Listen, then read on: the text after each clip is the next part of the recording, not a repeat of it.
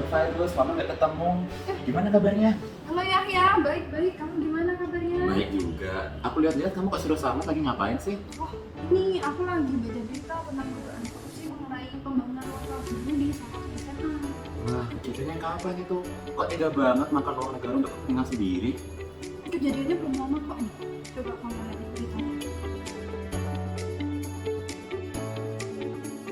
Oh iya nih, aku nyesel banget ya. Bisa-bisanya orang untuk mengajukan pendidikan malah dikorupsi dan nggak dikelola dengan baik. Mm-mm. Bener-bener. Oh iya. Ini Anifa telepon. Oh, iya. Halo, assalamualaikum Han. Ada apa? Waalaikumsalam Mbak Fai, lagi ngapain nih? Oh, ini izin loudspeaker dulu ya. Ini lagi sama Yahya bahas-bahas tentang kasus dugaan korupsi dana alokasi pendidikan untuk pembangunan ruang kelas baru di salah satu SMA. Halo Hani. Halo Mas Yahya, Mas Mbak, aku juga pernah loh dengar berita dugaan kasus serupa, tapi itu di SMK 1 ABC. Kasus itu laporan pertanggungjawaban keuangannya rancu.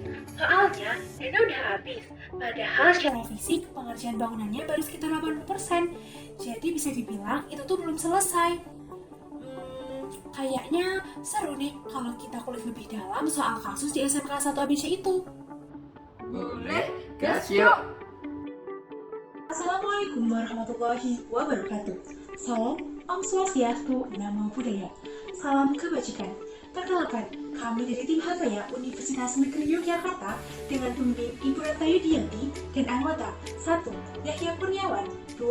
Virus Rani, 3. Hanifah Lasari akan menjelaskan mengenai analisis audit investigatif terhadap dana bantuan pembangunan ruang kelas SMK 1 ABC. Yang pertama adalah latar belakang. Pendidikan merupakan hal yang penting bagi seseorang. Dalam Undang-Undang Dasar Negara Kesatuan Republik Indonesia tahun 1945 dijelaskan bahwasannya setiap warga negara berhak mendapatkan pendidikan.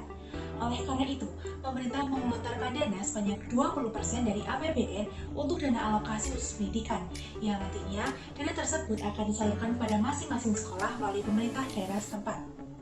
Dinas Pendidikan, Pemuda dan Olahraga, serta pemerintah daerah SMK 1 ABC memberikan dana bantuan dari dana APBN dan APBD sebesar 2 miliar untuk pembangunan ruang kelas baru di SMK 1 ABC. Akan tetapi, berdasarkan laporan pertanggungjawaban keuangan, dana tersebut telah habis, padahal pembangunan ruang kelas baru sekitar 80% saja. Oleh karena itu, kami menduga adanya perbedaan antara dana yang telah disusun dalam RAB dengan realisasi dana pada laporan pertanggungjawaban keuangan.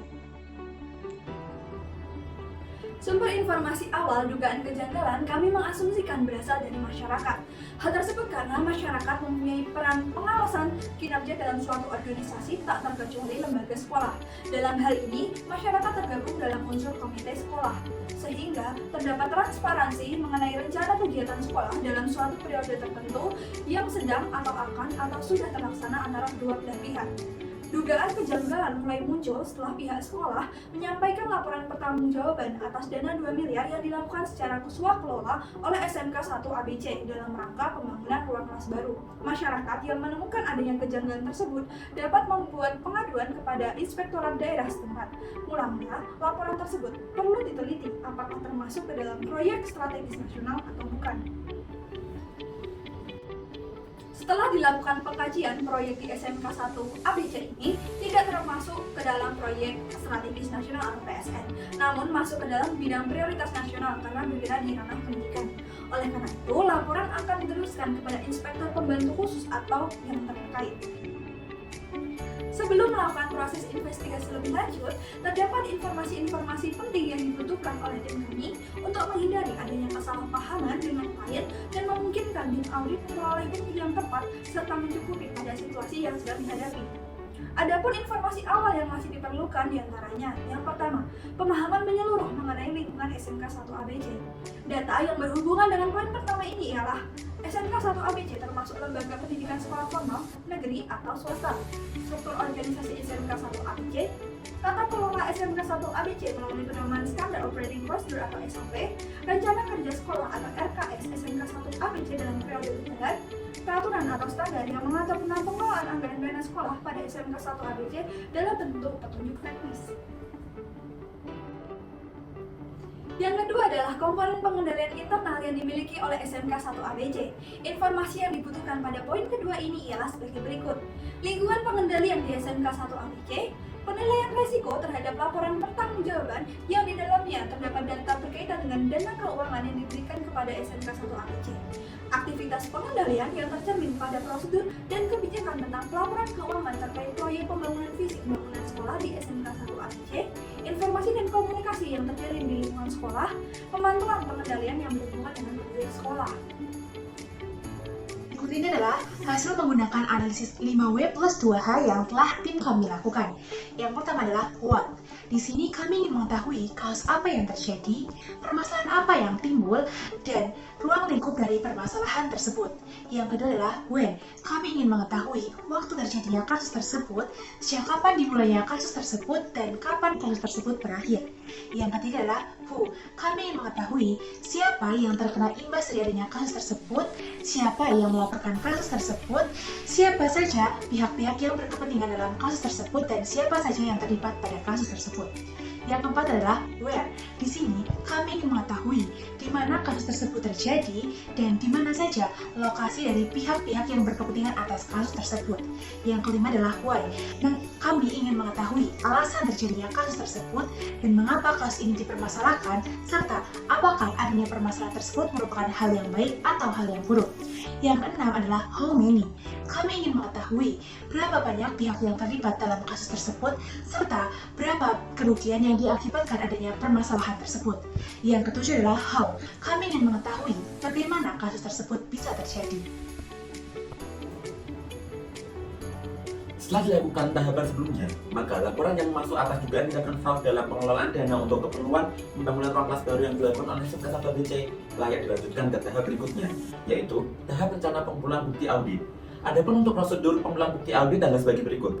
Yang pertama adalah observasi, dengan cara mengamati aktivitas dan prosedur yang dilakukan oleh SMK 1 ABC untuk memahami bagaimana proses pembangunan fisik ruang kelas baru. Dan yang kedua adalah interview dan inquiry, digunakan untuk mendapatkan informasi yang menunjukkan unsur-unsur di dasar kejahatan, memberikan arah yang dapat mengembangkan kasus, dan dapat mengumpulkan bukti-bukti lainnya, seperti kerjasama korban dan saksi, dan informasi latar belakang dari suatu kasus dan motivasi dari kesaksian. Untuk 3 tahap wawancara, yang pertama adalah dengan saksi ahli, yang kedua dengan pihak yang dekat dengan aktor utama, dan yang ketiga adalah aktor utama tersebut. Pada kegiatan inquiry, perlu diperhatikan fase narasumber dada, seperti gambar berikut.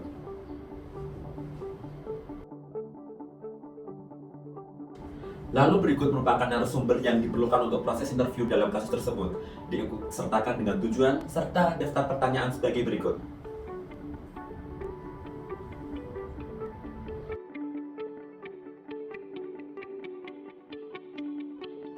Lalu tahapan yang terakhir adalah inspeksi dokumen. Pada tahapan ini kami melakukan inspeksi pada dokumen-dokumen atau kondisi fisik yang dibutuhkan dalam proses audit, sehingga kami bisa memastikan keaslian dokumen. Pada kasus ini, mengenai pengadaan sarana dan prasarana harus sesuai dengan Permendikbud nomor 24 tahun 2007. Lalu petunjuk pengadaan operasional sesuai dengan Peraturan Menteri Pendidikan dan Kebudayaan nomor 8 tahun 2018. Lalu, berikut adalah dokumen yang diperlukan untuk inspeksi dokumen. Berdasarkan analisis mengenai kasus pembangunan kelas baru pada SMK 1 ABC, maka dapat kami sebutkan bahwa kasus ini layak untuk dilakukan proses audit investigatif. Opini tersebut didasarkan setelah tim kami melakukan telaah secara menyeluruh mengenai informasi-informasi yang dibutuhkan dalam proyek pembangunan kelas baru pada SMK 1 ABC dan melakukan analisa 5W plus 2Z. Kami memperoleh hasil bahwa kasus ini sudah memenuhi unsur-unsur tersebut sebagai syarat pelaksanaannya audit investigatif. Oleh karena itu, kami melanjutkan ke tahap pengumpulan bukti audit. Dalam pengumpulan bukti audit, kami menggunakan 3 prosedur, yaitu observasi, interview dan inquiry, serta inspeksi dokumen. Di sini tim saya berdiri, to be persuasive we must be believable, to be believable we must be credible, to be credible we must truthful. Kurang lebihnya mohon dimaafkan. Wassalamualaikum warahmatullahi wabarakatuh.